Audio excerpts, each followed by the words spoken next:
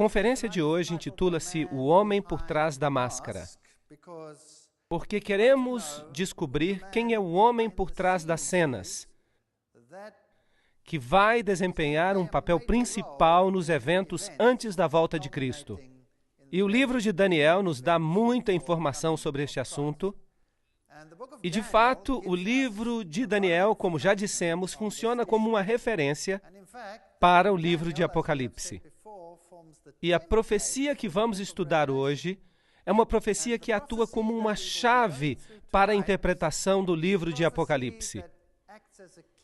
Novamente, eu gostaria de lembrar vocês do nosso pequeno dicionário de termos proféticos. Roupas brancas são justiça, som de trombetas é um símbolo de guerra, também de juízo, prostituição significa idolatria, ser infiel a Deus, água ou oceano equivale a nações, Apocalipse 17:5. A mulher, vocês vão se lembrar, é a igreja. Sião é o povo de Deus. E hoje vamos falar sobre chifres e reis e reinos. E vamos ver por nós mesmos essas definições. E também, é claro, a rocha, que é Jesus. Há muitos textos que indicam isso. Portanto, vejamos esta visão de Daniel. É uma das visões mais espetaculares da Bíblia. Ela é realmente espantosa. Na verdade, ela é quase amedrontadora. No primeiro ano do rei Belsazar de Babilônia, assim que esta visão ocorre quase que no final do período babilônico, teve Daniel um sonho. Portanto, não foi o rei que teve um sonho desta vez, mas Daniel. E, obviamente, ele vai nos dar mais detalhes do que o rei em sua visão prévia, a qual foi como que um ABC da profecia. Teve Daniel um sonho e visões na sua cabeça quando estava na sua cama e escreveu logo o sonho. Ele vai explicar, não temos que adivinhar nada sobre isso. Daniel 7, versos 2 e 3. Eu estava olhando na minha visão da noite e eis que os 4 ventos... O que era mesmo isso? Guerra. Ventos do céu agitavam o mar grande. Então havia uma guerra entre as nações. E 4 animais grandes, ou seja, reinos, diferentes uns dos outros, subiram do mar. Eles eram diferentes uns dos outros. Daniel 7, versos 2 e 3. Assim, vamos apenas ter certeza que está tudo claro. Os símbolos proféticos da Bíblia, lembram-se? O mar são povos, nações, multidões, Apocalipse 17:15. E o vento dissemos que é guerra, e bestas são reinos, Daniel 7:17. Vamos ler estes textos para que fique tudo absolutamente claro. Apocalipse 17:15. As águas que viste são povos e nações e multidões e línguas. Portanto, este é o primeiro símbolo. Vamos até Jeremias para ver o que podemos encontrar ali. Jeremias 49:36. E trareis sobre Elão os 4 ventos dos 4 cantos do céu, e os espalharei na direção de todos estes ventos, e não haverá nação onde não cheguem os fugitivos de Elão. Verso 37. E farei com que Elão tema diante dos seus inimigos. Agora, chamamos isso de paralelismo hebreu. Algo é explicado de uma maneira e depois repetido de outra. E dessa forma os símbolos são explicados. Eles se explicam a si mesmos. Portanto, os 4 ventos, os que dispersam Elão, significa que Elão temerá diante dos seus inimigos. Haverá guerra. E diante dos que procuram a sua morte, farei vir sobre eles o mal, o furor da minha ira, diz o Senhor. E enviarei sobre eles a espada, a guerra, até que venha consumi-los. Então temos aqui o paralelismo, para ver que o mar equivale às nações e o vento equivale às guerras. Daniel 7:17. Estes grandes animais são 4 computadores em Bruxelas. Não diz nada disso. Diz, estes grandes animais são 4 reis que se levantarão da terra. Portanto, 4 reinos que virão e são descritos como animais. ou bestas. 17:23. O quarto animal será o quarto reino na terra. Portanto, esta é a definição bíblica. Não podemos interpretar estes símbolos de nenhuma outra maneira a não ser como a Bíblia diz. Assim, os quatro animais são quatro reinos que se levantarão da terra. E agora podemos olhar para os reinos e descobrir para onde ir. O primeiro era como leão, mas tinha asas de águia. Enquanto eu olhava, foram-lhe arrancadas as asas, e foi levantado da terra, e foi posto em pé como homem, e foi-lhe dado um coração de homem. Daniel 7, verso 4.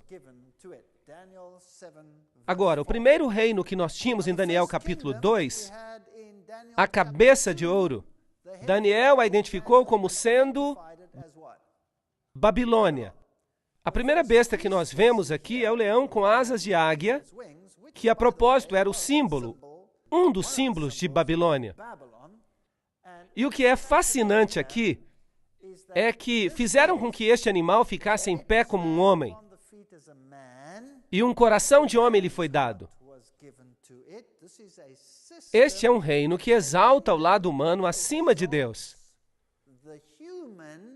Esta é a apostasia máxima contra Deus, colocando o homem no lugar onde Deus deveria estar. E veremos, à medida que continuamos nesta série, que os eventos do fim também culminam com este mesmo assunto. O homem sendo colocado no lugar onde o divino deveria estar. Portanto, Bab-El, como eu já lhes disse, Babel, Bab é portal e El é Deus, portal de Deus, um outro caminho para Deus. Um outro caminho, outro além do caminho que foi prescrito e encontramos na Bíblia. Assim, aqui está este poder que se levantará e representa a Babilônia, em paralelo com a cabeça de ouro, 605 a 539 a.C. Vamos dar uma vista de olhos em relação ao simbolismo. Jeremias 4, verso 7. Já um leão subiu da sua ramada, e um destruidor dos gentios. Ele já partiu e saiu do teu lugar para fazer da tua terra uma desolação. O profeta está falando de Jerusalém, Israel, a fim de que as tuas cidades sejam destruídas e ninguém habite nelas. Este leão a que se refere ao reino de Nabucodonosor. Babilônia, que estava por vir, e Jeremias aplica o símbolo do leão à Babilônia. Portanto, o primeiro reino é Babilônia.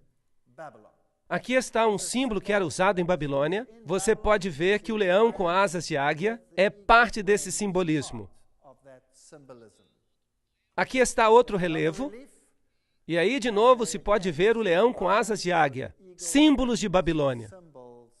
Assim que a arqueologia confirma que este era o símbolo que era usado, assim não precisamos nem adivinhar o que está acontecendo.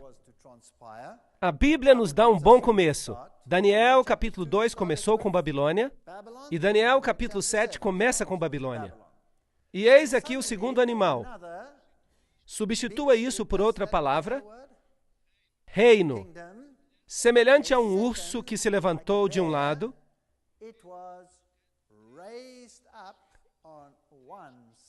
tendo na boca 3 costelas, entre os seus dentes. E foi-lhe dito assim: levanta-te e devora muita carne. Daniel 7, verso 5.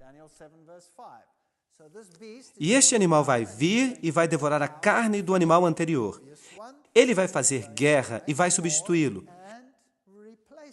Ele tinha 3 costelas, e um lado era mais alto do que o outro. Agora, qual era o próximo reino em Daniel capítulo 2? Era a Medopérsia. Há um pouco mais de detalhes aqui. Os medos e persas eram de jugo desigual. Primeiramente, os medos foram mais proeminentes e se levantaram de um lado, e depois os persas chegaram a ser equivalentes e mesmo mais elevados, assim que não eram iguais em poder. Portanto, o animal seguinte, o reino que se levanta, seria a Medo-Pérsia. 3 costelas na sua boca. Houve 3 guerras principais associadas com as conquistas da Medo-Pérsia. A Medo-Pérsia representa, porque aqui vemos um paralelo, aos braços e peito de prata da estátua, e governaram de 539 a 331 a.C. E aqui, nas conquistas que fizeram, vemos a primeira, Lívia, conquistada dessas porções do Império Babilônio.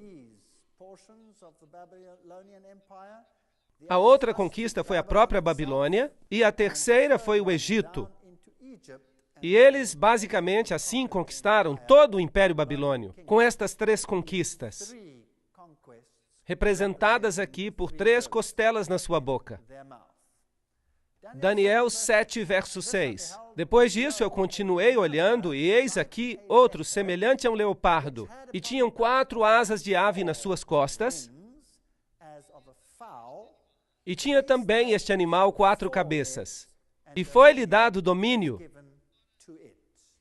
Agora, temos aqui algo fascinante. Daniel 7, verso 6. O reino seguinte a se levantar foi, obviamente, o reino grego. E aqui ele é descrito como um leopardo. Lembram-se dos animais? Há um leão, um urso e agora um leopardo. E há 4 cabeças associadas a esta besta. Quantas cabeças na primeira besta? 1 cabeça. Quantas na segunda? 1 cabeça. Mas agora 4 cabeças. Que história interessante. Depois disso, eu continuei olhando, e eis aqui outro semelhante a um leopardo, e tinha 4 asas de ave nas suas costas, e também tinha este animal 4 cabeças, e foi-lhe dado domínio. Portanto, o reino que se levantou a seguir foi a Grécia, 331 a 168 a.C. E quando a Grécia estava no seu auge, Alexandre o Grande morreu. Depois de uma noite de bebedeira, demorou um tempinho e depois morreu, e o reino foi então dividido em 4. Os 4 generais, Cassandro, Lisímaco, Ptolomeu e Seleuco. Esta é a divisão do reino grego em 4. Fascinante. Portanto, havia 4 cabeças, assim que agora já temos um total de 6 cabeças. O leão, o urso e mais as 4 do leopardo. Igual a 6. Depois disso, Daniel 7, verso 7, eu continuei olhando nas visões da noite, e eis aqui o 4º animal, terrível e espantoso, e muito forte, o qual tinha dentes grandes de ferro. Você se lembra qual é o simbolismo do ferro? Onde é que o encontramos? Em Daniel capítulo 2, e era um símbolo do Império Romano. Aqui temos o mesmo simbolismo. Ele devorava e fazia em pedaços e pisava a pés o que subjugava. Aqui está um poderoso império, no nível político, o mais poderoso dos 4, e destruiria e devoraria, até com seus pés destruiria. E há algo muito interessante acerca disso. Daniel 7, verso 7. Era diferente de todos os animais que apareceram antes dele. E tinha 10 chifres. Certo? Não há um número de cabeças mencionado aqui, então presumimos que havia só uma, com 10 chifres. Assim que você conta todas as cabeças das bestas de Daniel 7, quantas cabeças nós temos? Temos 7 cabeças.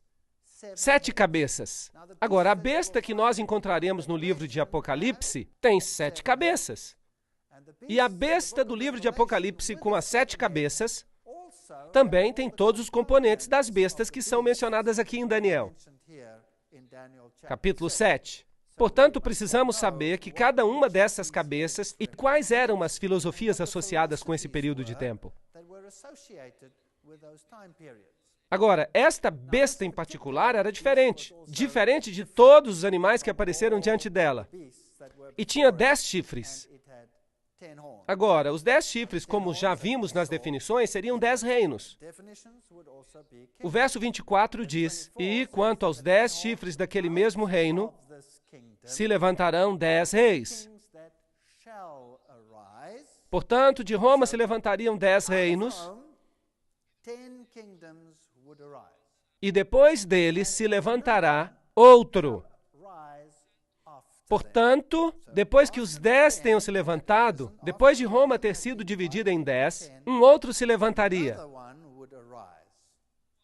o qual será diferente dos primeiros e abaterá 3 reis. Bem, isso é fascinante. Portanto, o quarto animal se divide em 10, mas ainda é basicamente o mesmo animal. O mesmo animal se divide em 10. E deste animal, na divisão dos 10, vem outro poder. E ele é o que adiciona um aspecto diferente. Está claro? É isso que o texto diz. Qual será diferente? Diferente dos primeiros. Portanto, Roma será diferente dos outros por causa daquela besta. E ele governará por quanto tempo? Até que veio o ancião de dias e o julgamento foi dado aos santos. Esse é um longo período de tempo. Portanto, Roma governou de 168 a.C. a 476 depois de Cristo, e depois foi dividida em 10. Quantos dedos há na profecia anterior? 10 dedos. Aqui temos os 10 novamente, divididos em 10, e outro se levantará depois deles, e ele será diferente, e o sistema permanecerá por quanto tempo? Até que venha o ancião de dias. Uau! Um longo tempo. Portanto, estamos falando de um longo período de tempo. Roma governou de 168 a.C. a 476 depois de Cristo. Então foi dividida. Assim que temos exatamente a mesma sequência. Nós temos o leão que se compara à cabeça de ouro. Depois temos o urso que se compara aos braços e peito de prata. Depois temos um leopardo de 4 cabeças que representa o quadril de bronze. E agora temos um animal terrível, que representa as pernas de ferro. E os 10 dedos, quando dividida em 10, e também será diferente por causa de um outro que se levanta depois dele. Assim que é isso que temos até agora. Daniel, capítulo 7, versículos 19 ao 23. Então tive desejo de conhecer a verdade acerca do quarto animal, que era diferente de todos os outros. Muito terrível, cujos dentes eram de ferro e as unhas de bronze. Portanto, havia um elemento de bronze nessa quarta besta. O bronze era um componente muito importante. Ora, de fato, o Império Grego foi praticamente incorporado por Roma. A filosofia grega se tornou a base do Império Romano. E, de fato, quando Roma se dividiu nas duas pernas, uma era o Império Bizantino e a outra era o Império do Ocidente. E o Império foi governado por Constantinopla. E era onde a filosofia grega abundava. A filosofia grega era a filosofia do tempo. Portanto, ali está este elemento de bronze. As unhas de bronze. E nós encontraremos, interessantemente, estas unhas outra vez mais tarde, que devorava e fazia em pedaços e pisava a pés o que sobrava. Assim que ele queria saber mais acerca deste quarto terrível animal. O quarto animal, é-nos dito no verso 23, será o quarto reino na terra, o qual será diferente de todos os reinos. E devorará que parte da terra? Toda a terra. E a pisará a pés e a fará em pedaços. Agora, Roma, na sua forma original, tomou conta do mundo inteiro? Sim ou não? Não. E a China? E o Japão? E as Filipinas? E a Austrália? E a África do Sul? E os Estados Unidos? E a América do Sul? E essas áreas? Será que Roma governou sobre todas elas? Obviamente que não. Mas lembrem-se, a profecia não diz que seria esta Roma. Roma acaba e é dividida em 10. e que outro se levantaria e governa até quando? Até que venha o ancião de dias. Assim que a profecia ainda hoje está de pé. Nesse contexto. Faz sentido? Ok. Isso é muito interessante. Portanto, aqui temos esse poderoso Império Romano. Isto é o que a Bíblia diz, que encontraríamos estes reinos e os 10 chifres se levantariam. 10 reinos. Os 10 dedos representam os 10 reinos. Desde o ano 476 até a segunda vinda de Cristo, esses poderes de alguma forma continuariam. E o pequeno, depois deles, que se levantaria mais tarde, seria o elemento diferente e governaria até que o ancião de dias chegasse. Daniel 2, verso 44, lembrem-se, está falando acerca dos 10 dedos, que são equivalentes aos 10 chifres, e diz, mas nos dias desses reis, o Deus do céu levantará um reino, que não será jamais destruído, e esse reino não passará a outro povo, e esmiuçará e consumirá todos esses reinos, mas ele mesmo subsistirá para sempre. Assim que temos um paralelo perfeito entre Daniel capítulo 2 e o capítulo 7. Agora, Daniel estava se perguntando acerca disso. No verso 8 diz, estando eu a considerar os chifres, portanto, ele estava olhando para a linha de tempo para ver quando Roma era dividida em 10 componentes.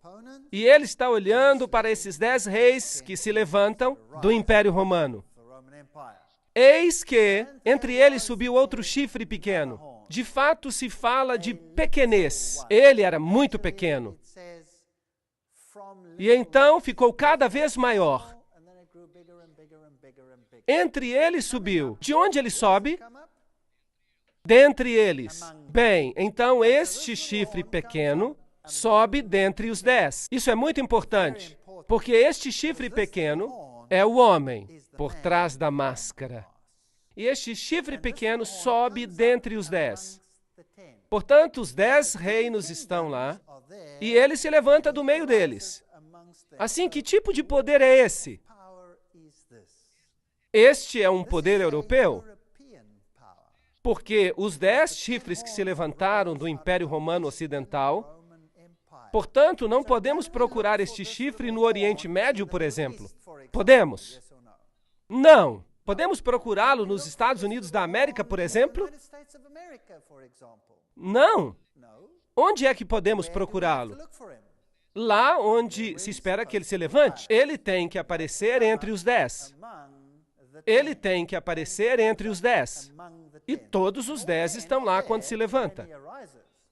Repare, diante do qual 3 dos primeiros chifres foram arrancados. Portanto, por causa desse poder, 3 dos que tínhamos antes são removidos. Faz sentido? Vamos ter que tirar 3. Quem vai arrancá-los? Ou como consequência de quem eles serão arrancados? Deste poder. Isso é muito importante para que tenhamos isso tudo muito bem claro, porque não queremos cometer nenhum erro. E eis que neste chifre havia olhos como os de homem e uma boca que falava grandes coisas. Onde encontramos este simbolismo anteriormente? Esse simbolismo de homem? Babilônia. Lembram-se? Encontramos isso em Babilônia. Aqui há o mesmo simbolismo, neste poder. O homem se levantará outra vez, mas assim mesmo acima do Altíssimo, e tomará o lugar do Altíssimo. Esta é uma nova Babel, um outro portal para o céu. O homem exaltando a si mesmo acima do divino e falando grandes coisas. Ele está falando contra Deus. Portanto, agora temos algo da história. Ele se levanta da divisão do Império Romano. Uma vez que está dividido em 10, então só depois que ele faz a sua aparição. 3 deles são um incômodo para ele, e eles são eliminados sob a sua influência. E então ele se levanta como um cogumelo e põe o humano acima do divino. Isto é o que está escrito. Isto é o que está sendo dito aqui. E quanto aos 10 chifres, daquele mesmo reino que se levantarão, serão 10 reis, e depois dele se levantará outro. Pergunta, ele se levanta do remanescente do Império Romano ou do remanescente do Império Grego? Império Romano. Império Romano. Não se esqueçam disso. A rocha também atinge os pés. Ela atinge os pés de que império? Do grego ou do romano? Do Império Romano? Portanto, se você já sabe disso, será capaz de resolver metade dos problemas das falsas profecias que há ao redor do mundo, que dizem que o anticristo se levantará, ou melhor, que se levantou no passado, no tempo da Grécia. Não, não, não, não. A Bíblia não diz isso. A Bíblia diz que ele se levanta quando? Uma vez que Roma seja dividida nos seus componentes. Isto é o que a Bíblia diz. E governa até que venha o ancião de dias. Ele já está aqui agora? Bem, deveria estar. Claro, ele já deve estar por aqui. E alguns ainda estão esperando por ele. Para quê? Ele já está aqui. Não precisamos esperar. Deveríamos ser capazes de dizer, ali está ele. Isso é muito interessante. Portanto, ele será diferente dos primeiros. Portanto, o aspecto é diferente na quarta besta, que é feito por quem? Por ele mesmo. E por que é diferente? Ele é o responsável por serem removidos 3 reinos inteiros. Bem, vocês se lembram dos reinos, os anglo-saxões, os francos, os alemanos, os lombardos, os ostrogodos, os érulos, os burgúndios, os visigodos, os suevos e os vândalos. Havia 10 deles. Mas havia alguns que eram terrivelmente opostos a esse poder. O principal deles eram os érulos, de 493 depois de Cristo. Olhem onde eles governavam. Esse povo tinha uma filosofia interessante. E esta filosofia diferia substancialmente da filosofia deste outro poder do chifre pequeno. Agora, infelizmente, nós não temos documentos históricos sobre as crenças dos érulos. Nem tampouco temos quaisquer documentos sobre as crenças dos ostrogodos. O que nós temos é um pouquinho das crenças dos vândalos. Mesmo assim, com pouca documentação religiosa. Por que não temos isso? Porque tudo foi destruído. Então, toda a informação que nós temos é de segunda mão. Aparentemente, a história nos diz hoje que esses 3 poderes que foram removidos eram de profissão ariana. Em outras palavras, que eles ensinavam que Jesus não era Deus e, portanto, eles tiveram que ser removidos. Mas, de fato, não há nenhuma evidência disso em lugar algum.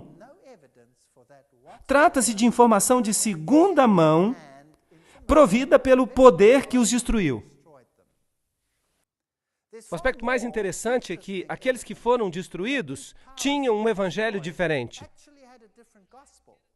Um evangelho que era derivado da Palestina e que era um reflexo muito mais verdadeiro do evangelho bíblico do que qualquer outro. E é possível que eles tivessem um cristianismo derivado diretamente da fonte original. E talvez por isso tiveram que ser removidos. É uma possibilidade bem plausível. Há bastante investigação que tem sido feita sobre isso. E eu não sou totalmente contra esta ideia. Portanto, foram destruídos em 493 depois de Cristo. Agora, se esta quarta criatura, esse novo poder, se levanta do meio deles, então ele já deveria ter se levantado antes de 493. Os que vão ser eliminados a seguir são os vândalos, 534 depois de Cristo. Eles afligiram o Império Romano e os sujeitaram uma grande parte da sua cultura religiosa do mundo bizantino e romano. Eles os subjugaram ferozmente e, portanto, finalmente os vândalos foram destruídos pelos exércitos do Império Romano Oriental.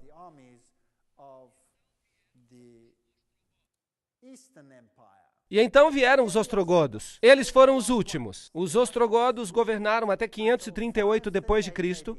E eles ocuparam primeiramente esta área, e mais tarde ocuparam e conquistaram toda a capital do Império Romano Antigo e áreas circunvizinhas. E os ostrogodos também tinham um evangelho derivado da antiga Palestina. Portanto, eles tiveram que ser removidos. Eles eram tolerantes às outras religiões, mas eles eram um espinho na carne do poder do chifre pequeno. E finalmente eles foram destruídos com a ajuda, dentre outros, dos francos, por aqui mais ou menos, que fizeram uma aliança com os reis de Constantinopla, com os Césares. E, portanto, em 538 d.C., a oposição ao chifre pequeno desapareceu. E ele cresceu como um cogumelo. Portanto, os alemanos, os remanescentes dos 10, eles são os alemães hoje, os burgúndios, os suíços, os francos, os franceses, os lombardos, os italianos, os saxões, os ingleses, os suevos, os portugueses, os visigodos, os espanhóis, e os érulos, os vândalos e os ostrogodos foram eliminados. De fato, estes não foram os únicos contra os quais se fez guerra. Não. Os visigodos, por exemplo, sendo provavelmente muito relacionados aos ostrogodos, tinham sentimentos semelhantes. E houve muitas guerras combatidas e muita subjugação por aqui, antes que estes também se alinhassem com o pensamento do poder do chifre pequeno. Os maiores aliados do poder do chifre pequeno foram os francos, que são hoje os franceses. E os primeiros a adotar essa roupagem, um dos primeiros foi Clovis, e Clovis entrou para a história mais do que qualquer outro, como o homem que ajudou o poder do chifre pequeno a chegar à sua realização. Daniel 7, verso 9. Eu continuei olhando até que foram postos uns tronos, e um ancião de dia se assentou. E a sua veste era branca como a neve, e o cabelo da sua cabeça como a pura lã. E o seu trono era de chamas de fogo, e as suas rodas de fogo ardente. Portanto, Daniel está observando os eventos aqui na Terra, em que tudo parece girar em torno do poder deste chifre pequeno, e ele vê a cena de um grande julgamento que acontece no céu. O verso 10 diz: assentou-se o juiz e se abriram os livros. Portanto, aqui havia uma cena de julgamento. E eu estava olhando nas minhas visões da noite, e eis que vinha nas nuvens do céu um como filho do homem. Este é um acrônimo para anjo. Vamos ver que isso nos vai ser explicado em outra conferência. E ele se dirigiu ao ancião de dias e o fizeram chegar até ele. Verso 13. Portanto, esta não é a vinda de Cristo a esta terra. Esta é uma cena que acontece no céu, enquanto o chifre pequeno estabelece o seu domínio aqui na terra. Assim que o julgamento está pronto para sentar-se no reino celestial. E foi-lhe dado, isto é, ao Filho do Homem, o domínio e a honra e o reino, para que todos os povos, nações e línguas o servissem, e o seu domínio é um domínio eterno, que não passará, e o seu reino tal que não será destruído. Portanto, temos um contraste por aqui. Por um lado, temos um reino que vai ser estabelecido nesta terra, cuja sede e poder repousam sobre o chifre pequeno, e do outro lado, temos um julgamento que ocorre no lugar onde o poder será dado a Cristo. Portanto, temos dois poderes opostos. Cristo, grande vencedor ao final, e o anticristo, que trabalha e vão um contra o outro. Um estabelece o seu reino sobre a terra, e o outro estabelece o seu reino eterno que nunca será destruído. Mas os santos do Altíssimo receberão o reino e o possuirão para todo sempre e de eternidade em eternidade. Daniel 7, versículo 18. Lindo simbolismo, muito poderoso. Agora vamos dar uma olhada às referências de Paulo ao homem do pecado. Em 2 Tessalonicenses, capítulo 2, versículos 1 a 10, Paulo descreve esse poder do anticristo que se levantará. Ora, irmão, rogando pela vinda do nosso Senhor Jesus Cristo e pela nossa reunião com Ele, que não vos movais facilmente do vosso entendimento, nem vos perturbeis por espírito, nem por palavra, nem por epístola, como se este dia de Cristo já estivesse perto. Percebem que alguns, mesmo nos dias de Paulo, ensinavam que o dia do Senhor estava perto. E alguns estavam pregando que Cristo já estava reinando. E Paulo diz, não, não, não, não. Há algumas coisas que têm que acontecer primeiro. Portanto, o dia de Cristo não chegar ainda. Ninguém de maneira alguma vos engane, porque não será assim a vinda do Filho do Homem, sem que antes venha a apostasia. Portanto, primeiro, então, a igreja entraria em apostasia e se manifeste o homem do pecado, o filho da perdição. Apenas 2 homens na Bíblia são chamados de filho da perdição. Apenas 2. Um é o homem do pecado e o outro foi Judas. Agora, como traiu Judas a Jesus? Com um beijo. Veja, Judas pretendia passar-se por um deles. E depois traiu a Jesus. O outro, você acha que é possível que ele se faça passar por discípulo, mas depois traia Jesus com um beijo? Acha que isso seria possível, só que numa escala maior? Então, que ninguém vos engane de maneira alguma, porque não será assim antes que venha a apostasia. A apostasia na igreja, e se manifeste o homem do pecado, filho da perdição, o qual se opõe e se levanta contra tudo que se chama Deus, ou se adora, de sorte que se assentará como Deus no templo de Deus, querendo parecer Deus, com Deus. Portanto, aqui está uma autoridade presunçosa que assume o poder. De fato, este poder dirá, eu sou um outro Deus nesta terra. E a salvação é através de mim. Mas este poder será um poder sutil que trabalha tal como Judas trabalhou. Mas este é o espírito do anticristo, do qual já ouvistes que há de vir, e eis que já está no mundo. 1 de João, verso 3 do capítulo 4. Portanto, agora vamos pensar nisso. Se o espírito do anticristo já estava no mundo no tempo de João, e Paulo diz que virá a apostasia,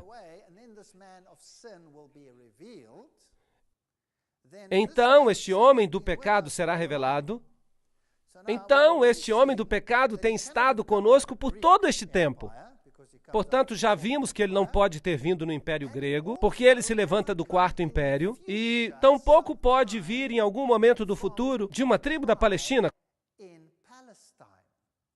Correto? Vocês estão de acordo comigo? Ok. Se isso está correto, então todo mundo cristão deve estar em um grande erro acerca deste assunto. Porque metade da cristandade acredita e ensina que o anticristo já veio e que o seu nome era Antíoco Epifânio IV e que ele era um rei grego. A Bíblia diz que ele se levanta do quarto animal. De fato, depois do declínio do quarto animal e a sua divisão em 10. E a outra metade da cristandade é ensinada que o anticristo virá no futuro, depois do arrebatamento. Agora, nós temos aqui um problema, porque esta não é sequer a mesma igreja cristã, mas aqui diz na igreja primitiva que ele já estava no mundo e agia de maneira clandestina na igreja cristã primitiva. Portanto, nenhuma dessas posições pode estar correta. Paulo continua, não vos lembrais que estas coisas vos dizia enquanto ainda estava convosco? E agora vós sabeis o que o detém, para que a seu próprio tempo seja manifestado. Portanto, algo está detendo, impedindo que este poder se levante. Algo está detendo este poder, porque já o mistério da iniquidade opera. Portanto, este poder, este iníquo e misterioso poder, já estava operando no mundo no tempo de Paulo. Portanto, este não é um poder futuro, que virá apenas no fim dos tempos. Não, não, não. Ele tem que estar aqui. Ele já está aqui há todo este tempo. Somente há um que resiste até que do meio seja tirado. Vemos na versão Almeida Revista e Atualizada. E aguarda que somente seja afastado aquele que agora o detém. Portanto, havia um poder segurando de alguma forma este poder do chifre pequeno, para que ele não se manifeste. E Paulo lhes tinha dito quem era esse poder. Não vos lembrais que estas coisas vos dizia, mas ele não menciona isso aqui. E então será revelado o iníquo, a quem o Senhor desfará pelo sopro da sua boca e aniquilará pelo esplendor da sua vinda. Portanto, este poder será levantado quando algo que o detém seja tirado, ou algum poder que o está detendo, e este poder será destruído por ocasião da segunda vinda de Cristo. A esse cuja vinda é segundo a eficácia de Satanás, com todo o poder e sinais e prodígios e mentiras. Esta é uma história interessante. Com todo o engano da injustiça para aqueles que perecem, porque não receberam o amor da verdade para se salvarem.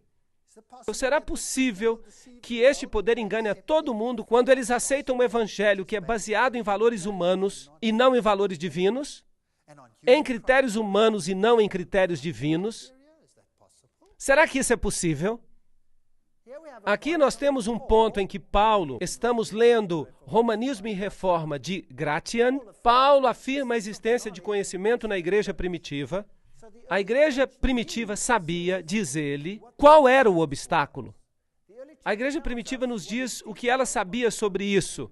E ninguém pode se colocar hoje numa posição de contradizer esse testemunho, que Paulo tinha pela palavra da boca somente, dito aos Tessalonicenses. Isto é um ponto em que só a tradição antiga pode ter autoridade.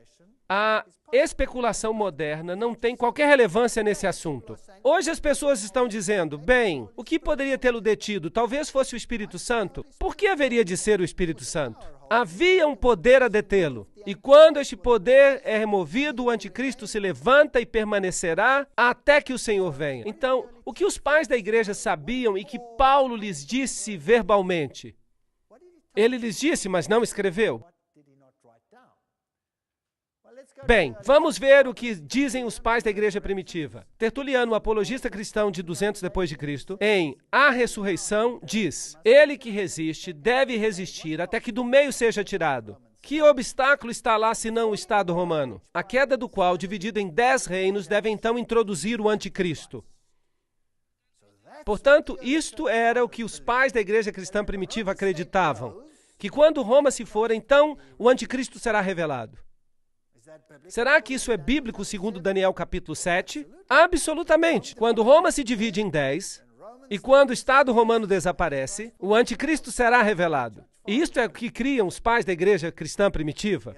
Tá outro, João Crisóstomo, um sermão sobre 2 Tessalonicenses 2. Ele foi bispo em Constantinopla, em 390, e diz: há somente um que impede agora até que seja tirado do caminho, que é quando o Império Romano é tirado do caminho. Então ele virá, o anticristo. Aqui temos outros. Edward Elliot, que escreve um comentário sobre Apocalipse em 1862 e diz: nós temos um testemunho concordante com os primeiros pais, Irineu e dos discípulos de São João, dizendo a Crisóstomo e Jerônimo, quanto a como isto era entendido, acerca do poder imperial que governava e residia em Roma. Assim, isto é uma verdade bem simples. Quando Roma cai, o anticristo vem. Enquanto os Césares mantiveram o poder imperial, era impossível para o anticristo levantar-se. Na queda dos Césares, ele se levantou. Há uma outra fonte. Paulo não identificou o poder repressor porque ele sabia que era Roma e evitou as represálias. Lembrem-se que a igreja cristã estava sendo perseguida por Roma. Uma outra citação. Portanto, Paulo não diz: quando Roma cair, ele virá. Porque se ele tivesse dito isso publicamente, ou escrito, quando Roma cair, ele virá, ele teria entrado num grande problema e a igreja seria perseguida. Portanto, a igreja primitiva acreditava que quando Roma caísse, o anticristo se levantaria. Daniel 7 diz: ele se levantará quando Roma for dividida em 10. Então ele se levantará. Portanto, este é o critério bíblico acerca de quando o anticristo começa a governar.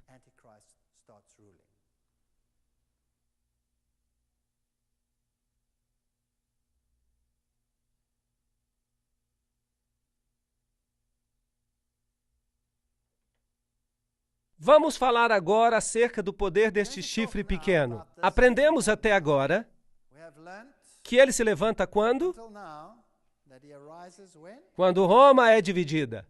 Aprendemos que ele vem dessa divisão e que se levanta dentre os 10 chifres. E aprendemos que será diferente dos primeiros. Daniel 7:24. E que este poder estará conosco até que Jesus venha. Isto significa que ele já se levantou e está entre nós hoje. Vamos dar uma olhada nos atributos que Daniel diz que o chifre pequeno terá. Primeiro, ele se levanta da quarta besta. Daniel 7, 7 e 8. Estão todos de acordo com isto? Ele se levanta de Roma.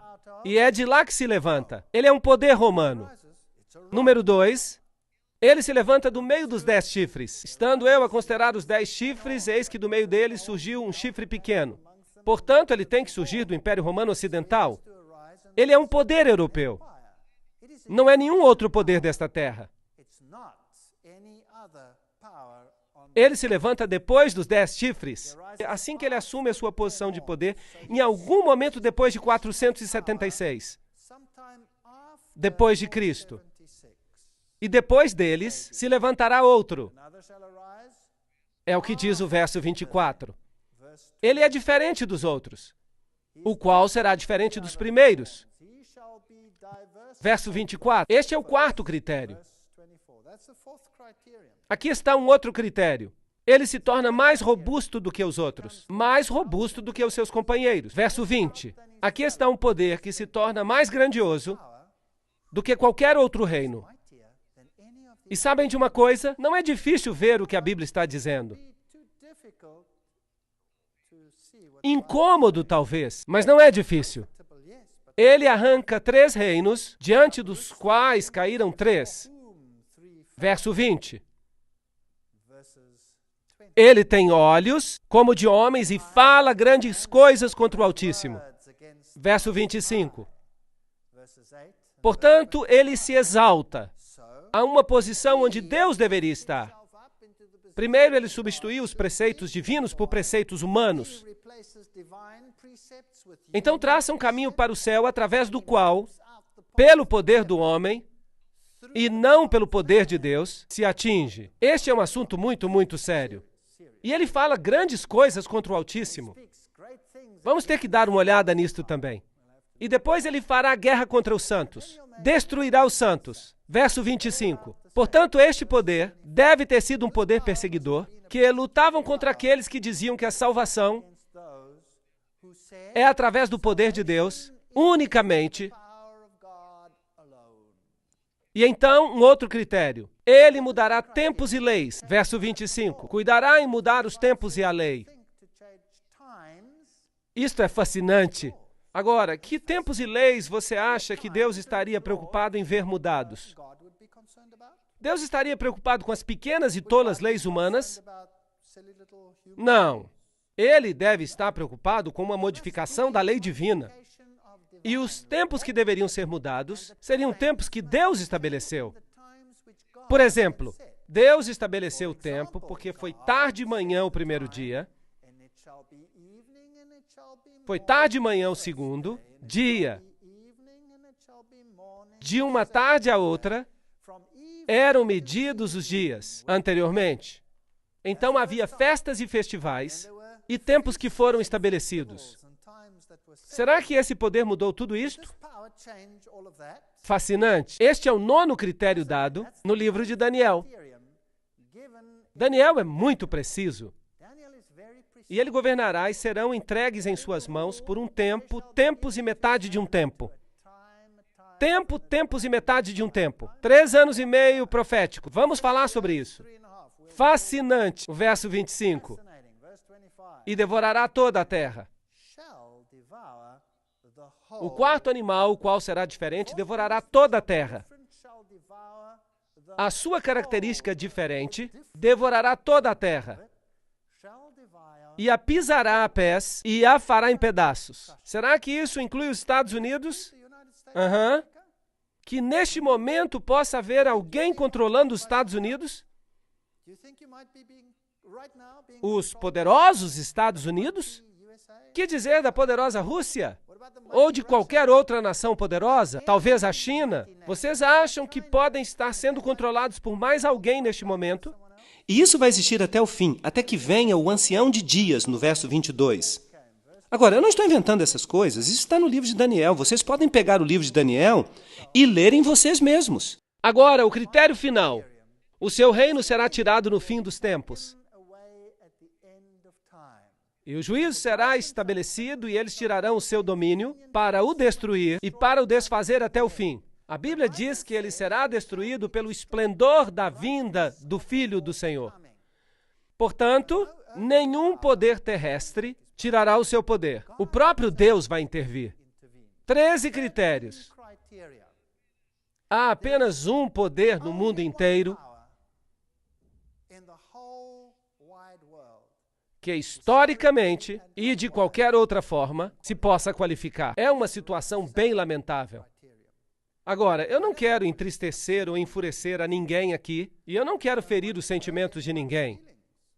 Mas o fato é que este poder é tão claramente identificado que até eu mesmo, que fazia parte desse poder, tive que renunciar a ele e deixá-lo. Eu também fui afetado.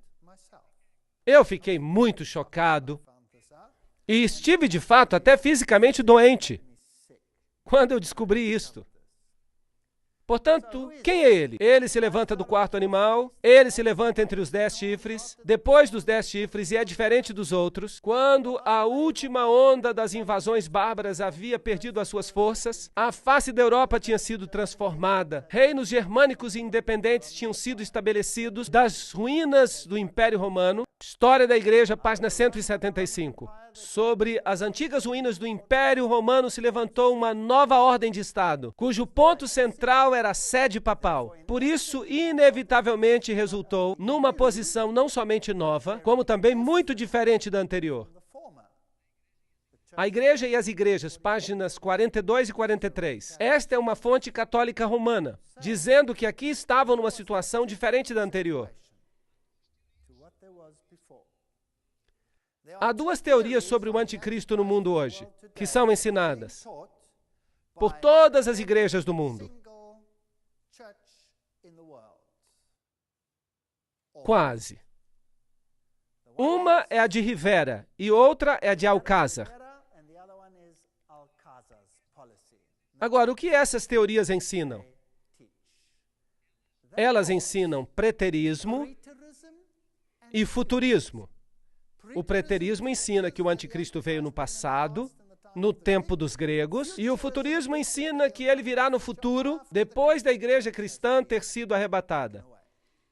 E nenhuma das duas doutrinas é bíblica, porque as duas violam Daniel capítulo 7, Daniel capítulo 8 e todo o livro de Apocalipse. Elas violam cada pequeno princípio bíblico, todas elas. E quem era Rivera e quem era Alcázar? Bem, os dois eram jesuítas. Portanto, essas são doutrinas estabelecidas no mundo, depois da Reforma, pela própria Igreja Romana, para tirar a ênfase do papado e pôr em duas direções diferentes. O historiador C.C. Ecker disse que quando o Império Romano tinha desintegrado toda a sua estrutura e o seu lugar tinha sido tomado por um número de rudes reinos bárbaros, a Igreja Católica Romana não somente se tornou independente do Estado em assuntos religiosos, como também dominou os assuntos seculares, o papado e os assuntos mundiais, página 1. Portanto, aqui estava um chifre, um reino que se tornou mais robusto do que os outros e os dominou, correto? O historiador Thomas Hobbes diz: se alguém considerar o domínio mundial, perceberá que o papado não é outro senão o fantasma do falecido Império Romano, sentado e coroado sobre a tumba do mesmo.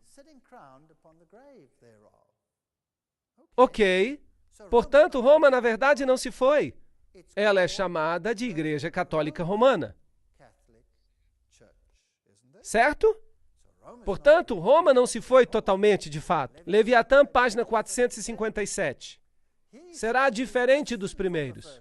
Nós vemos que é isto que Roma diz. Sim, nós somos diferentes, pois agora somos um poder religioso que exerce influência política.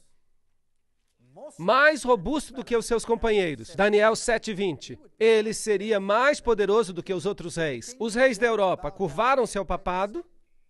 Sim. Algumas vezes sim, outras vezes não. E se não, eles eram finalmente subjugados e tinham que se curvar. Se não, eles tinham que finalmente vir, como Frederico da Alemanha, que teve que ficar descalço, na neve, à espera de uma prorrogação para ter o seu reino de volta.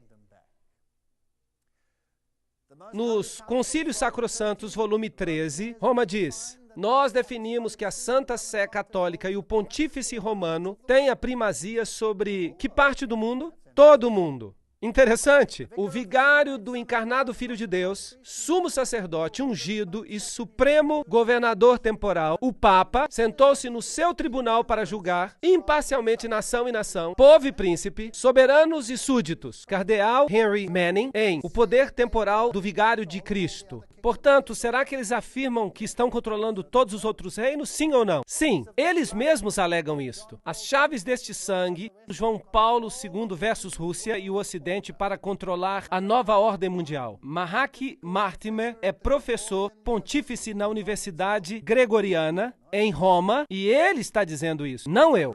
Arrancou 3 reinos, então tive o desejo de conhecer a verdade sobre o quarto animal que era diferente de todos os outros, e também a respeito dos 10 chifres que tinha na cabeça, e do outro que subiu, e diante do qual caíram 3. Daniel 7, 19 e 20. Sim, Roma alega que os 3 foram arrancados porque eram marianos, que eles não acreditavam que Cristo fosse Deus, que é um dos ensinamentos de Roma. Mas veremos que este é apenas um elemento esotérico de Roma.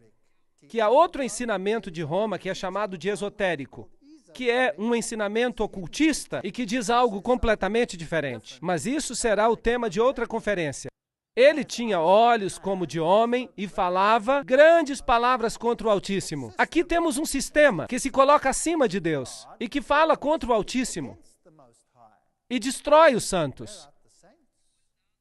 E foi-lhe dada uma boca para proferir grandes coisas e blasfêmias, diz Apocalipse 13, 5. E o que é uma blasfêmia? E foi-lhe permitido fazer guerra aos santos e vencê-los. Será que a igreja romana fez isto? Absolutamente. Daniel 7, 25. E proferirá palavras contra o Altíssimo, e destruirá os santos do Altíssimo, e cuidará em mudar os tempos e a lei. E é claro, não se pode mudar a lei de Deus, isso é apenas o que ele pensa poder fazer. E eles serão entregues na sua mão por um tempo, tempos e metade de um tempo. Vamos ter que ver isso em detalhes.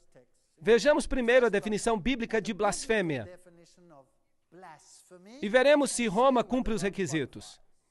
Bem, nós encontramos em João capítulo 10, verso 30 a 33, eu e o Pai somos um.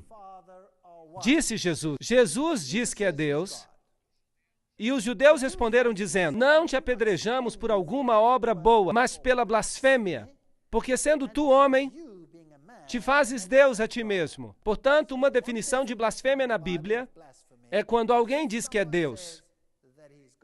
Bem, há muitas pessoas que blasfemam no mundo, hoje em dia, mas esta é a primeira definição. Outra definição, encontramos em Lucas, que diz, vendo ele a fé dele, disse, homem, os teus pecados te são perdoados. E os escribas e fariseus começaram a arrazoar, dizendo, quem é este que diz blasfêmias? Quem pode perdoar pecados, senão só Deus? Portanto, assim, existem 2 definições bíblicas de blasfêmia. Uma quando alguém diz que é Deus, e a outra se você diz que pode perdoar pecados. Bem, o que diz Roma? Aqui temos o artigo da Enciclopédia Católica, volume 12, acerca do Papa que diz, esta autoridade judicial incluirá mesmo o poder para perdoar pecados. Portanto, Roma diz que pode perdoar pecados. O sacerdote católico, página 78, diz, busque onde você desejar, no céu e na terra, e você encontrará um ser criado que pode perdoar pecados, que pode libertá-lo das cadeias do inferno. Este ser extraordinário é o Padre católico. Interessante. Tu és um sacerdote para sempre, diz o bispo ordenado. Ele já não é um homem pecaminoso, filho de Adão, mas um alter Christus, um outro Cristo. no lugar de Cristo. No lugar de, em grego, é anticristos. Anticristo. No lugar de Cristo. Para sempre um sacerdote do Santíssimo, com poder acima do poder do Todo-Poderoso. Agora, isto é pesado. Dizer que você tem mais poder do que Deus. O Papa não é somente o representante de Jesus Cristo, mas ele é o próprio Jesus Cristo, ocultado sob o véu da carne. O Nacional Católico, julho de 1985. Portanto, Roma sempre alegou estar na posição de Deus. Então, o próprio Deus tem que se sujeitar ao julgamento dos padres católicos, tendo que absolver ou condenar, segundo os padres católicos perdoam ou não. A sentença do sacerdote precede e Deus endossa. Dignidade e Dever dos Padres, volume 12, página 297. Portanto, a Igreja Católica diz que quem está salvo e quem está perdido é definido por eles e Deus não tem escolha. E se eles dizem que não, Deus não pode dizer que sim. Portanto, quem é mais poderoso? Eles são. Será que isso é blasfêmia? Sim ou não? Isto é uma blasfêmia da mais alta ordem. O cardeal Bellarmino diz que todos os nomes que são aplicados a Cristo, pela virtude do qual se diz que ele está estabelecido acima da Igreja, todos esses mesmos nomes são aplicados ao Papa. Isto significa que ele assume o lugar de Deus. Portanto, ele cumpre este requisito. Dado em Roma, de nosso palácio, 10 de fevereiro de 1817, a 14ª jurisdição do Santíssimo Pontífice, Pai em Cristo e Nosso Senhor Deus, Papa Leão XII. Portanto, o Papa tem se coroado a si mesmo como Deus. Nós temos sobre esta terra o lugar do Deus Todo-Poderoso. Grandes cartas e encíclicas do Papa Leão. Vocês sabiam que hoje, quando o Papa escreve uma encíclica, sempre assina, o Papa João Paulo II, por exemplo, fazia isso, dado por nós em letras maiúsculas, em nosso, letra maiúscula, pontificado. Interessante, porque Deus disse, façamos o homem à nossa imagem, em maiúscula. Portanto, o Papa toma a prerrogativa e até os dias de hoje, ele alega ser e ter o poder de Deus. Assim que Roma cumpre este requisito. O Sacrosanto Concílio, nós decidimos que a Santa Sé Apostólica e Pontífice Romana detém a primazia sobre o mundo inteiro. Agora, esse poder tomaria finalmente o controle do mundo inteiro. Será que Roma controla mesmo o mundo inteiro? Você realmente acredita nisso? Você acha que isso é possível? Bem, vamos ter uma próxima conferência sobre as sociedades secretas. Eu não a perderia se fosse você.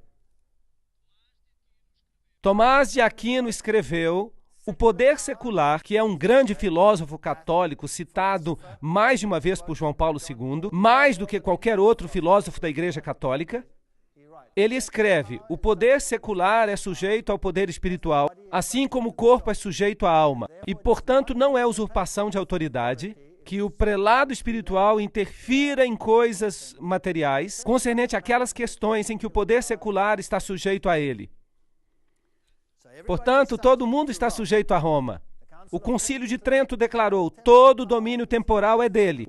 O domínio, a jurisdição e o governo da terra inteira, tudo isso é seu por direito divino. Todos os soberanos da terra são seus súditos e devem se submeter a ele. Isso foi o Concílio de Trento. Isso foi o que determinou o ataque da Reforma. Aqui temos uma senhorita que disse, Jesus disse, eu sou o bom pastor. E essa senhorita disse, é como estar com Deus. Quando viu João Paulo II, ela destruiria os santos. E lhe foi permitido fazer guerra aos santos e vencê-los. Bem, novamente, Tomás de Aquino disse que hereges convictos deveriam ser condenados à morte, tão certamente quanto outros criminosos. A Igreja Católica, ela respeita a consciência e a liberdade, mas não obstante, quando confrontada pela heresia, ela tem que recorrer à força, à punição corporal, à tortura. Ela acendeu na Itália as piras funerárias da Inquisição. Um professor católico, Alfred Ballard, em A Igreja Católica, Renascença e Protestantismo. Sim, ela o admite. Aqui está, La Chiesa del Gesù, a sede dos jesuítas. Aqui está o juramento que é feito pelos jesuítas. Basicamente diz que se podem livrar de qualquer rei herege no mundo inteiro, de qualquer estado livre e soberano, ou governo que não queira se submeter ao papado. E qualquer pessoa que não se submeta à autoridade do pontífice romano pode ser seguramente destruída. Portanto, a igreja governou como uma mulher governando sobre reis, que é como ela se descreve a si mesma, através da história. A Inquisição, a Inquisição nos diz que ela destruiu os santos. A Torre de Londres, a Haia e os Países Baixos. Qual é a definição de heresia? Do grego hairesis, escolha, uma decisão por si mesmo, o que crer ou praticar. Portanto, quem deve decidir por você? Roma deve decidir por você naquilo que você deve crer ou fazer. Bem, e se você não se alinha com isso, você deve ser eliminado, deve ser erradicado. Bem, estamos avançando para momentos espantosos no mundo em que vivemos hoje. Estes são alguns instrumentos de tortura que eram usados. Terríveis, estas pinças por aqui que se abriam e poderiam se fechar como dois pequenos baldes, fazendo uma pequena bola, e eles colocavam brasas quentes ali, e então as ajustavam desta maneira. Agora notem aqui os grilhões para os tornozelos e as pontas para dentro, elas iam diretamente até os ossos. Eles eram muito malvados. Esta aqui era para o pescoço, e a apertavam com parafusos, e iam direto ao pomo de Adão. De fato, o general Franco, nos anos 70, na Espanha, ainda utilizava este instrumento de tortura. Dá para crer nisso? Quão primitivo o homem pode se tornar? E os cepos e os parafusos de polegar, e esta coisa horrível por aqui, eles içavam a pessoa de cabeça para baixo, com as mãos atadas nas costas, e a levantavam desta maneira, até o alto, e a dependuravam no teto. E então amarravam esta bola a uma estante alta, esta pedra pesada, nos pés, e ela rolava para baixo e assim arrancavam os braços. Muito cruel o que eles faziam. Esta é uma representação das piras, as estacas da Inquisição, e eles mataram literalmente milhões e milhões de pessoas. Este é um famoso monumento na África, para onde os franceses huguenotes escaparam, depois do grande massacre em que os huguenotes foram massacrados. O massacre de São Bartolomeu. E eles se descreveram como uma mulher, uma igreja que escapava com a Bíblia em sua mão. E aqui as cadeias de Roma arrancadas. Bem, eu tenho algumas novidades para vocês. E cada outra mulher do planeta, falando de igrejas, está mais uma vez em cadeias. Muda os tempos e a lei. Cuidará em mudar os tempos e a lei. Daniel 7:25. Alega o Papa ter mudado a lei de Deus? Absolutamente. Decretal de translatio episcopi. O Papa tem poder para mudar tempos, para abolir as leis e prescindir de todas as coisas, até mesmo dos preceitos de Cristo. Será que isso é arrogância da mais alta ordem? Portanto, eles dizem que podem mudar essas coisas. Será que o Papa mudou os tempos? Certamente que o fez. Qual é o calendário que nós usamos no mundo hoje? Quem sabe? Utilizamos o calendário gregoriano. Quem foi Gregório? Foi um Papa. E foram os tempos mudados? Sim. Por autoridade de quem? Dos astrônomos jesuítas. E o que eles mudaram? Eles mudaram a Páscoa. Eles mudaram a Páscoa para que ela tivesse conformidade com a festa de Ishtar. E, de fato, em inglês, ainda se chama assim, Easter, Ishtar. E é por isso que a paz, como se chamava a Páscoa entre os cristãos primitivos, ela era na lua nova e a Páscoa hebraica deveria acontecer em qualquer dia da semana. Agora que o Papa mudou isso, e se seguiu o simbolismo dos saduceus, que se reuniam em Alexandria, segundo ensinamentos ocultos, a Páscoa só cai no domingo, por causa da festa de Ishtar, e nunca coincide com a Páscoa original. É possível, com o calendário que tem, em algum momento da história, que ela possa coincidir com a Páscoa original. E então, que decreto faz o papado? Se ocorre a festa no dia da Páscoa original, então o Papa muda a festa em uma semana para que ela caia num domingo. Portanto, ele mudou os tempos e as festas, definitivamente. Também, desde esses tempos, nós estamos celebrando o dia de meia-noite a meia-noite, e não de pôr do sol a pôr do sol. Então, ela revogou a lei e prescindiu de todas as coisas, até mesmo dos preceitos de Cristo. O Papa pode modificar a lei divina. Pronta a biblioteca. Quem te dá direito, Senhor Papa, para mudar a lei de Deus? Os 10 mandamentos, como originalmente dados por Deus, nas primeiras tábuas, não terás outros deuses diante de mim. Então, depois há este grande mandamento que não devemos nos encurvar aos ídolos. E depois, tu não deves tomar o nome do Senhor teu Deus em vão. E o mandamento do sábado é proeminente. E então temos os mandamentos que ditam o relacionamento entre o homem e o próximo. Honra teu pai e a tua mãe, não matarás, não adulterarás, não furtarás, não dirás falso testemunho e não cobiçarás. Aqui estão os mandamentos como estão na Bíblia. Mas se você pegar o catecismo católico, verá que o segundo mandamento foi removido. Não terás outros deuses, ou seja, não farás.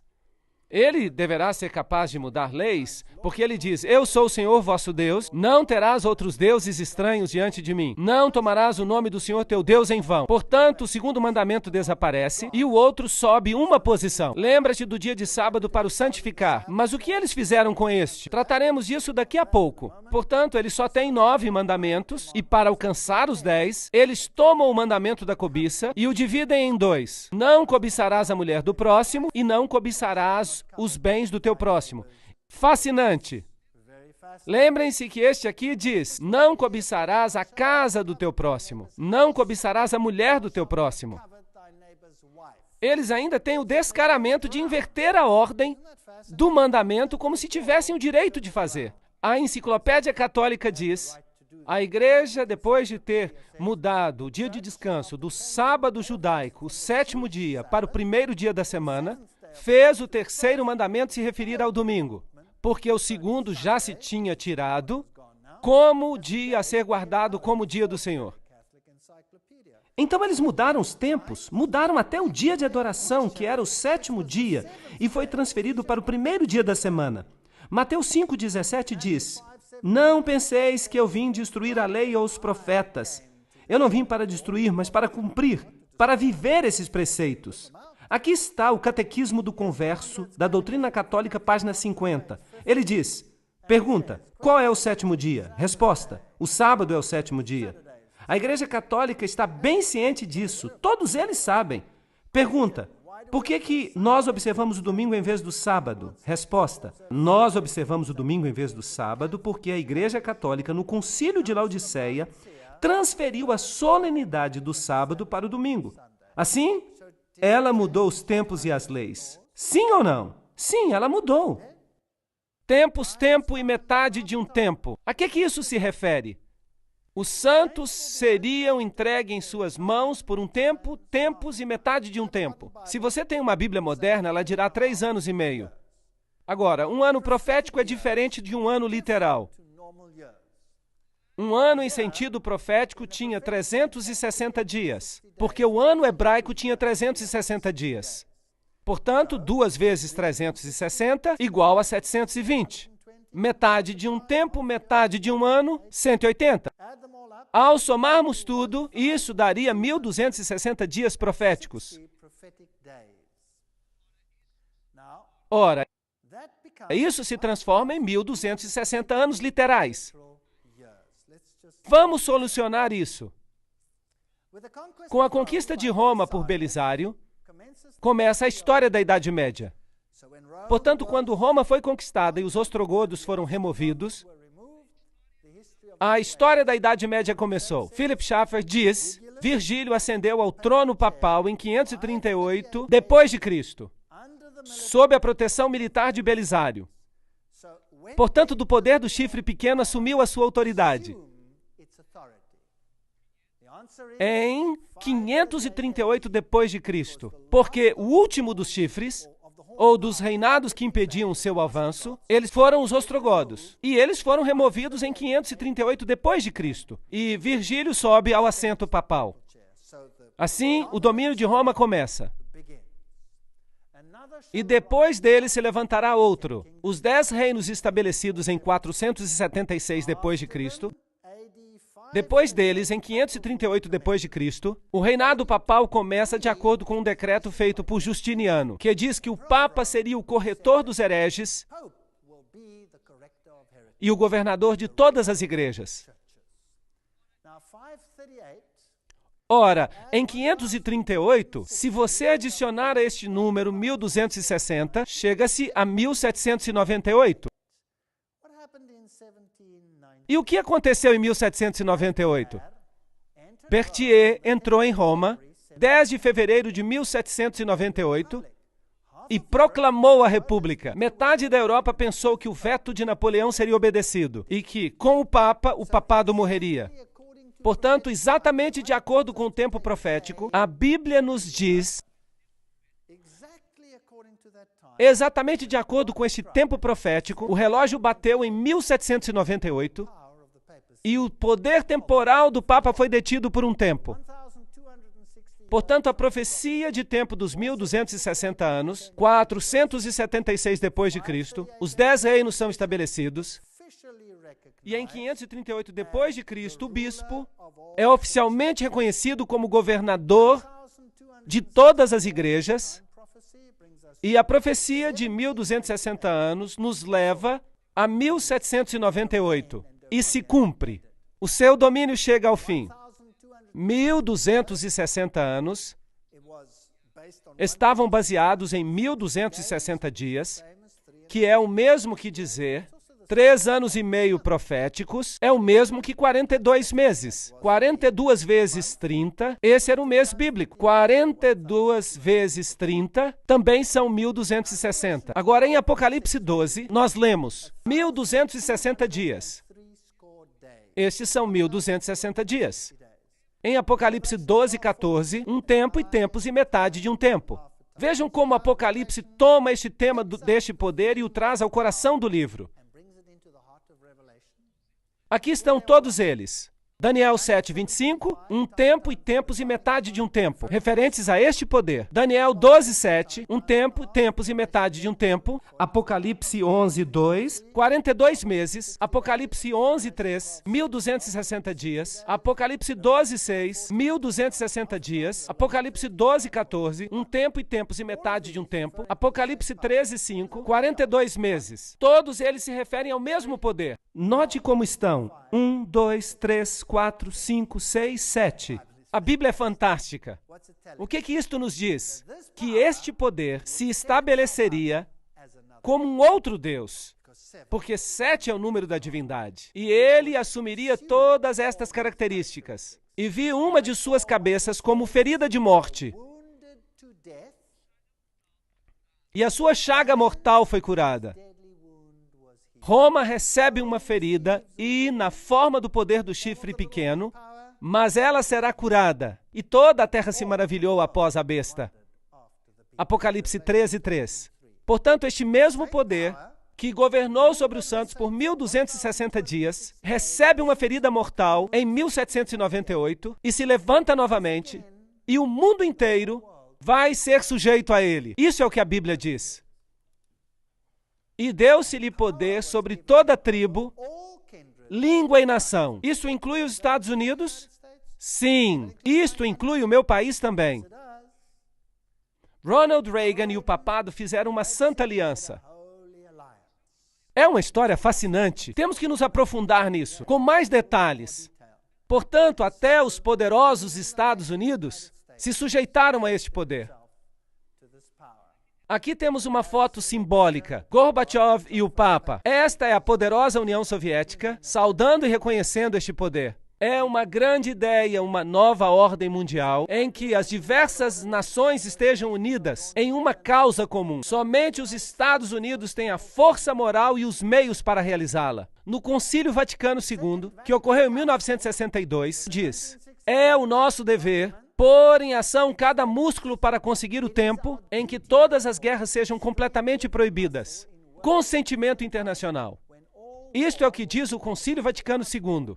Este objetivo, sem dúvida, requer o estabelecimento de uma autoridade pública universal, reconhecida como tal por todos e dotada de poder para salvaguardar, por parte de todos, a segurança e o respeito pela justiça e o respeito pelos direitos.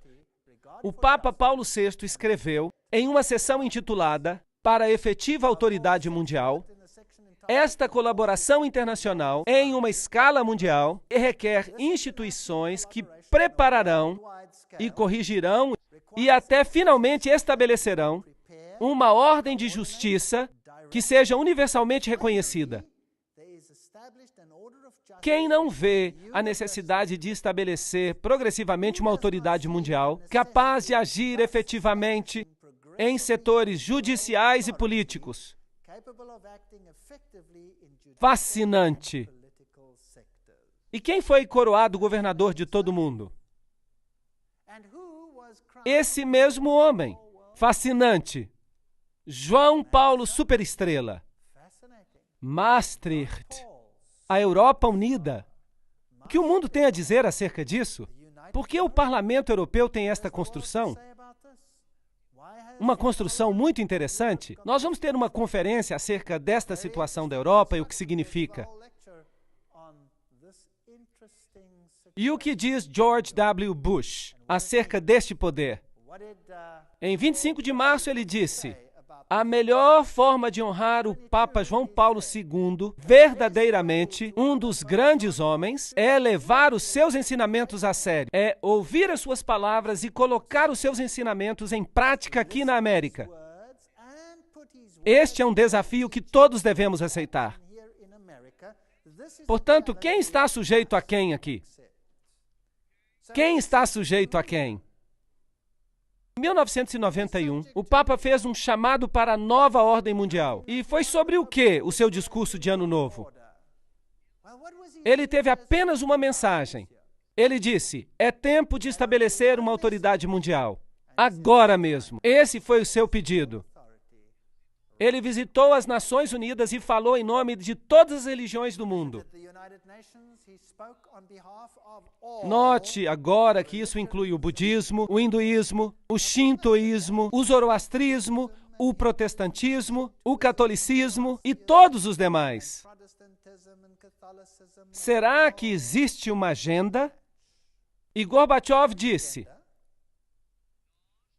nós devemos ajudar João Paulo II porque ele está certo em seu pedido por uma nova ordem mundial. Disse Gorbachev, quando o Papa falou nas Nações Unidas, na celebração dos 50 anos.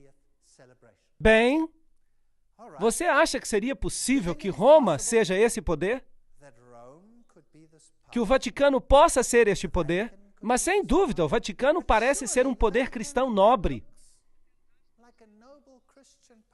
tentando estabelecer valores corretos no mundo. Não parece isso? Lembram-se que a Bíblia diz acerca do homem do pecado? Judas parecia ser um dos discípulos, mas ele traiu a Jesus com um beijo. Aqui está um poder que parece ser um discípulo, mas que também poderá trair com um beijo. Nós teremos que entrar nos segredos das sociedades secretas para descobrir de que se trata. E o que ensinam os reformadores acerca deste poder? Muitos dos grandes cristãos do tempo da Reforma partilhavam essa visão da verdade profética e classificaram o anticristo como o papado romano. Dentre estes encontramos os valdenses, os hussitas, Wycliffe, Lutero, Calvino, Zwinglio, Melanchthon, os teólogos batistas John Gill, os mártires, Tyndale, Latimer. Todos eles disseram que Roma era o anticristo. Vamos ver o que disse Lutero. Eu sei que o Papa é o anticristo e o seu assento é o do próprio Satanás. O papado forma uma perseguição geral sob o poder do pontífice romano, com o propósito de fazer cair e destruir as almas. Esta é uma declaração bem direta. O que disse Calvino, João Calvino? Nós chamamos o pontífice romano de anticristo. Interessante. O que disse John Wesley? Ele é o significado da expressão o homem do pecado, que aumenta toda maneira de pecado acima de qualquer medida. É isso que disseram os reformadores. E João Knox disse que o Papa deve ser reconhecido como o verdadeiro anticristo. Bem, os reformadores não querem que ninguém se esqueça. Portanto, em Nuremberg, a sede do protestantismo, na Câmara da cidade, eles tinham uma escultura representada sobre as suas portas. E se você olhar para cá, descobrirá algo interessante. Encontrará a profecia de que estamos falando nesta conferência. De um lado, você tem um leão com asas de águia. E um governante está perto dele. E ele nos diz quem ele é. Ele é Nabucodonosor. Portanto, quem é que os reformadores dizem que o leão com asas de águia representa? Babilônia. Se formos ao outro lado, vamos ver um urso com as 3 costelas na boca. E eles puseram um rei junto dele. E esse poderoso rei, eles dizem quem ele representa. Quem era? Era Ciro, o Grande. Portanto, eles estão dizendo que eram os medos e persas. Os reformadores não tinham rodeios de palavras. Eles disseram tudo e colocaram em pedra. Se você for ao outro lado, verá a outra porta e é assim que ela nos aparece. Vamos ver um pouco mais de perto. Há uma besta, um leopardo com 4 cabeças. E quem é que eles colocaram ao lado? Alexandre o Grande. Portanto, eles a identificaram com a Grécia. E do outro lado está uma besta terrível com 10 chifres. E eles têm um poderoso imperador ali, que é Júlio César. Então, quem é que eles disseram que era? Eles disseram que era Roma. Então, por aqui, eles têm esta pequena estrutura estranha, que surge entre eles, e ela tem a face de um homem, e tem uma pequena coroa. E não deixaram mistério sobre a identidade desta besta. Disseram que era Roma. Quem é que ainda ensina isto hoje? Ninguém. Ninguém ensina isto mais. Será que as igrejas cristãs ensinam isto? Não. De fato, elas todas se uniram no movimento ecumênico que diz: vamos aceitar Roma como nosso líder espiritual. Todas as denominações cristãs fazem parte do movimento ecumênico. E todas elas estão dizendo: vamos receber de volta as correntes. Isso é muito triste. Não deixem que ninguém os engane, de modo algum. Antes daquele dia virá a apostasia, e então será revelado o homem do pecado, o filho da perdição. Este se opõe e se exalta acima de tudo que se chama Deus ou é objeto de adoração, chegando até a assentar-se no santuário de Deus, proclamando que ele mesmo é Deus. Isso está fazendo sentido agora? Certamente que sim. Se fosse possível, eles enganariam os próprios eleitos. A fantasia de cristianismo é tão perfeita que nós não percebemos o âmago do ocultismo por trás dela. Quem está de fato em controle aqui? Quem está por trás do que está acontecendo? Que poder é exercitado em Roma? Quem é o Papa Negro? Quem é Peter Hans Kulvenbach no momento? Quem é ele? Qual é o seu papel no mundo? Você gostaria de saber? Então vejamos. Ele devorará a terra inteira. Isso significa que a rede de intrigas deve se espalhar por todo o mundo e ele continuará até o fim. Ele já está aqui agora, mas o seu domínio será tirado no tempo do fim. Agora, eu não estou estou dizendo que qualquer pessoa da Igreja Católica que não está ciente de tudo isso que está na Bíblia é o anticristo. Eu estou falando de um sistema aqui. Há um sistema. Há muitos bons católicos na Igreja de Roma que adoram a Deus de acordo com o melhor do seu conhecimento e de acordo com a consciência que têm. E Deus, então, considera o conhecimento que eles têm e os julga de acordo com o conhecimento que têm. Eu estou falando de um sistema que enganou mesmo seus próprios membros e que se coloca agora acima de Deus. A Bíblia diz, mas o tribunal o julgará e o seu poder lhe será tirado e totalmente destruído para sempre. Então a soberania, o poder e a grandeza dos reinos que há debaixo do céu serão entregues nas mãos dos santos, pois o Filho do Homem vai vir na glória do seu Pai com os seus anjos, e ele então recompensará a cada um de acordo com o que tiver feito. A majestade dos reinos debaixo do céu será dada ao povo dos santos do Altíssimo. O seu reino será um reino eterno, e todos os domínios o servirão e lhe obedecerão. Deus trará um fim a todas as coisas muito em breve. E para descobrir a intriga que está por detrás das intrigas, eu os convido a assistir às próximas conferências. Mesmo que você tenha ficado triste com esta conferência, é muito importante que assista às próximas conferências, porque todo este plano será revelado. À medida que avancemos no livro de Apocalipse, que o Senhor seja com você e te ajude e te guie.